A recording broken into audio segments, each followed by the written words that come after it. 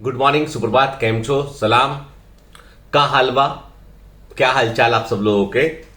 आपके एरिया में बारिश हो रहा है या नहीं हो रहा है बताइएगा जरूर, क्योंकि मुंबई में 3-4 दिन जमकर पानी गिरा, उसके बाद फिर अभी 2 दिन से जो है वो शांति है, रेनफॉल नहीं है, हल्की सी फुहार सी आती है, लेकिन यह है कि जोर से पानी नहीं गिरा है। और सबसे बड़ी बात है कि इतना सबको छूके भी जो है वो अभी हाल ही में हम लोग को इतना भयंकर कोरोना से जो है वो से थोड़ी शांति मिली 10-5 दिन, लेकिन फिर ये कि थर्ड वेव आ रहा है 1 वीक 2 वीक के बाद में उसका भी बड़ा हल्ला है कि भाई डेल्टा प्लस वेरिएशन है, ये ना वो। तो अब कुल मिलाकर बात ये है कि इमेजिन करते हैं कि थर्ड वेव आता है 2 वीक के बाद, जैसा गवर्नमेंट प्रिडिक्ट कर रही है, तो इसका मतलब ये होगा कि फिर से 4-5-6 वीक के लिए जो चीजें जो है वो बिगड़ना शुरू होंगी, और बिगड़ना शुरू होंगी तो वैसे में एग्जाम हो पाना तो बहुत मुश्किल काम है। इसका मतलब ये है कि गवर्नमेंट सोच समझकर कई सारे एग्जाम के एप्लीकेशन फॉर्म अभी नहीं निकाल रही है। उसे मालूम है कि एक बार एप्लीकेशन फॉर्म निकल जाएगा तो एग्जाम की डेट भी फिक्स करनी पड़ेगी, सब कुछ करना पड़ेगा। तो एप्लीकेशन फॉर्म को ना निकालने का मतलब है कि कंट्रोल पूरा गवर्नमेंट के हाथ में, जब फॉर्म निकालेंगे तभी एग्जाम लेंगे। ठीक है, अब कब निकालेंगे फॉर्म, ये वाली बात अब जो है वो कोई नहीं कह सकता है। ठीक है, और जाहिर सी बात है कि जो सिटीजन्स है उनकी लाइफ का जैसे गवर्नमेंट ने क्राइसिस देखा सेकंड वेव में, तो वो दोबारा वैसी कंडीशन नहीं बनना चाहिए। तो सरकार कोशिश तो पूरी कर रही है अपनी ओर से, पर हमको ये कि हमको ये सब चीजों से अलूफ रह के हमको पढ़ने पर फोकस करना चाहिए अपना, क्योंकि देखो एग्जाम कभी ना कभी तो एग्जाम होगा। ये इतने बड़े एग्जाम है कि इनको 11th और 12th के से जो है वो कि भैया तुम्हारा को रेवड़ी बढ़ गया, तुम हो गए पास, वैसा तो हो नहीं सकता इस मिनट के। इन एग्जाम में तो आपको देना पड़ेगा, क्योंकि कॉम्पिटेटिव एग्जामिनेशन से, और ये एकेडमिक सेशन को जीरो भी नहीं छोड़ सकते, कोई भी पॉलिसी में बड़ा चेंज नहीं कर सकते ये लोग। तो इसका मतलब ये है कि बच्चों के दिमाग, कुछ बच्चों ने पूछा भाई सर क्या ऐसा होगा कि जो 12th के परसेंटेज है उसके आधार पर मेडिकल सीट मिल जाएगा, आईआईटी का सीट मिल जाएगा। तो भाई ये तो बहुत मुश्किल काम है, क्योंकि 12th के परसेंटेज भी इस बार जो है बहुत कंट्रोवर्शियल है। यानी जो अब जैसे देखिए उन्होंने कहा कि 10th का बच्चा में जो नंबर है 3 सब्जेक्ट 10th के ले लिए, फिर 11th का परसेंटेज ले लिया। ठीक है, ऐसे करके उन्होंने बांट कर जो है वो पूरा एक सिस्टम तैयार किया उन्होंने कि 12th का परसेंटेज क्या होना चाहिए।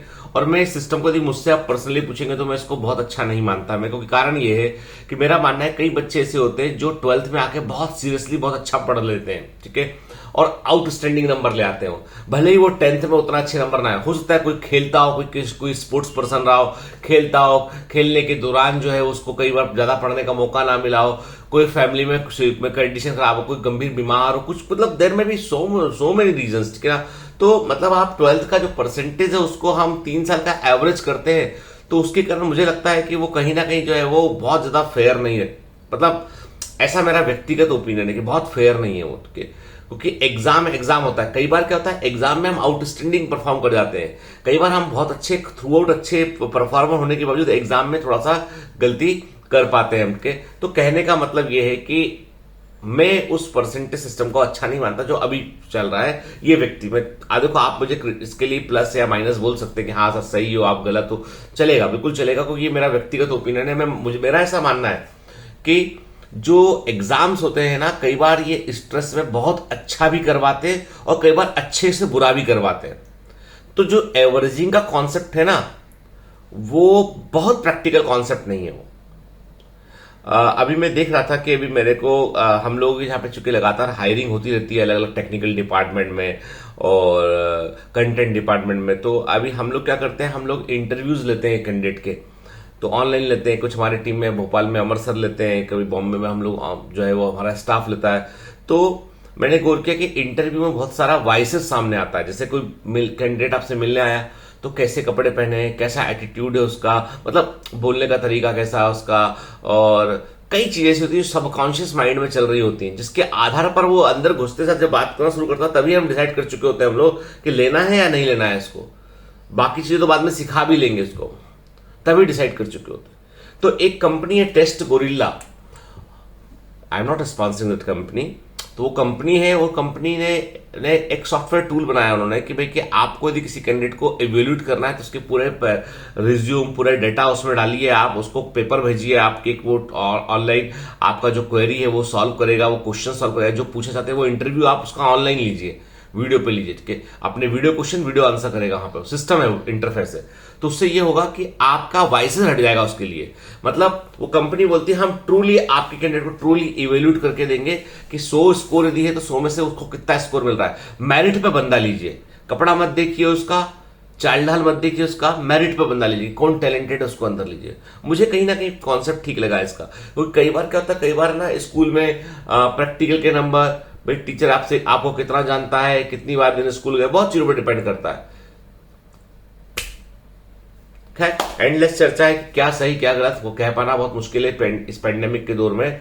तो मेरा मानना वही है कि अभी आपको हम सबको बहुत ध्यान रखना है हमको, ताकि कि ये जो थर्ड वेव का जो सीन है वो हमारे एग्जाम को, फ्यूचर को खराब ना करे उठ के।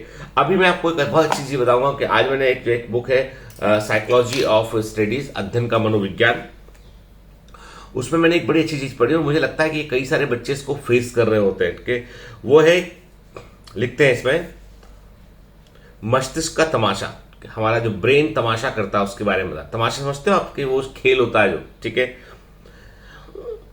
मान लीजिए आपने एक पैराग्राफ पढ़ना शुरू किया, उसकी एक दो पंक्तियों को पढ़ने के बाद आपको अचानक यह लगेगा, सुनिएगा, ये आप सबने महसूस किया होगा, मैंने भी महसूस किया, इसलिए मैं इसको पैराग्राफ को सुना रहा हूं।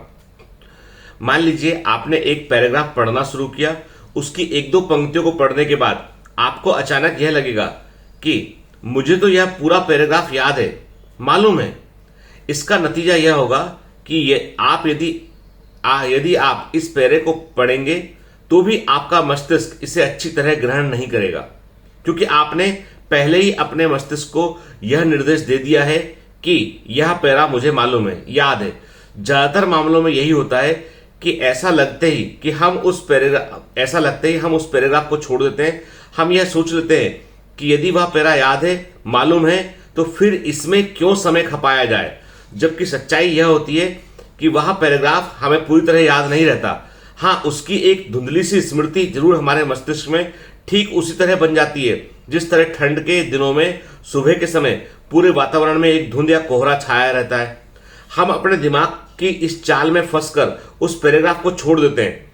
इसका नतीजा यह होता है कि कुछ समय बाद वह धुंधली स्मृति और भी अधिक धुंधली होकर हमारे मस्तिष्क से गायब हो जाती है और इस प्रकार हमारी पढ़ाई के बीच का तार टूट जाता है। मैं यहां आपको चेतावनी देना चाहूंगा कि आप इस गलत फहमी में बिल्कुल ना रहें कि यदि एक पैराग्राफ भूल भी गए तो उससे क्या फर्क पड़ता है, आखिर 15 पैराग्राफ याद तो हैं। इसका उत्तर आप इसमें ढूंढिए। यदि एक माला को बीच में तोड़कर उसका एक मोती निकाल लिया जाए तो क्या अब आप उसे माला कहेंगे? एक कड़ी के लोप होने का मतलब होता है कि उसके स्वरूप का नष्ट हो जाना, उसकी तारतम्यता और समन्वयता को समाप्त जाना, उसकी कंटिन्यूटी। ठीक इसी प्रकार यदि आप एक पैराग्राफ भूलते हैं तो मैं समझता हूं कि आप उस टॉपिक की पूरी व्यवस्था को नष्ट कर देते हैं। यही एक बहुत बड़ा कारण है क्यों एक ही प्रश्न का उत्तर लिखने के बाद भी एक विद्यार्थी को जहां 70% अंक मिलते हैं, दूसरा 50% अंक भी नहीं पा पाता। इसलिए यह बहुत जरूरी है कि पढ़ते समय आप अपने मस्तिष्क को पूरी तरह अपने नियंत्रण में रखें। ठीक उसी तरह जिस तरह एक सतर्क ड्राइवर गाड़ी चलाते समय स्टीयरिंग में जरा भी ढील नहीं देता, वहां पर जरा सी भी ढील देने का अर्थ होगा गाड़ी का सड़क के किनारे खड़े हुए पेड़ों से टकरा जाना। ड्राइवर अपनी आंख भी जरा झपकने नहीं देता, आंखों का जरा सा झपकने का अर्थ होगा गाड़ी का गहरे गड्ढे में गिर जाना। तो अब यहां सवाल यह है कि पढ़ते समय आप अपने मस्तिष्क पर नियंत्रण रखेंगे कैसे?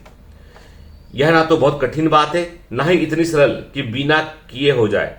आपको करना केवल इतना है कि पढ़ते समय यदि आपका मस्तिष्क आपसे कुछ इस तरह की छूट लेता है, सुनिएगा, यदि पढ़ते समय आपका मस्तिष्क आपसे कुछ इस तरह की छूट लेता है कि मुझे यह याद है, पहला लॉजिक देगा ब्रेन, मुझे यह याद है, मुझे यह मालूम है, इसे जानना जरूरी नहीं है, यह कम महत्वपूर्ण है, मैं इसे बाद में पढ़ लूंगा।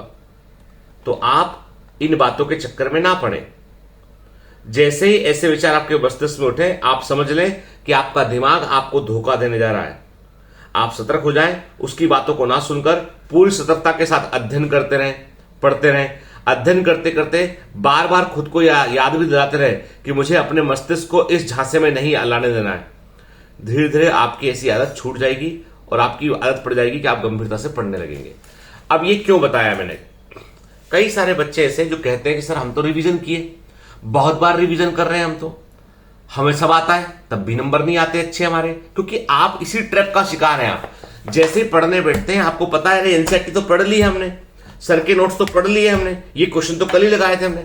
अब आपका ब्रेन जो है उसको रिवाइज करने को तैयार नहीं। आप किताब लेके बैठे रहेंगे पर वो अंदर नहीं जा रहा उसमें, क्योंकि उसने डिसाइड कर लिया है मुझे याद है, मुझे मालूम है, जानना जरूरी नहीं है, ये कम इंपॉर्टेंट है, बाद में पढ़ लूंगा। ऐसे बहाने सामने आएंगे।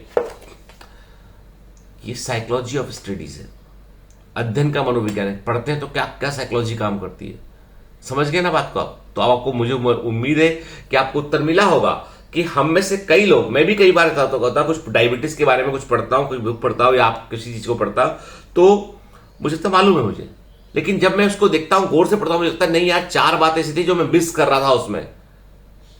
फिर खुद पे गाता कि यार गलत बोल रहे थे पहले। इसलिए हमेशा जब पढ़ने बैठो ना तो ब्रेन को ये भ्रम में मत आने दो उसको कि मुझे आता है। वो रिवाइज कर रहे हो तो सब रिवाइज करना ठीक से, ठीक है ना बेटा?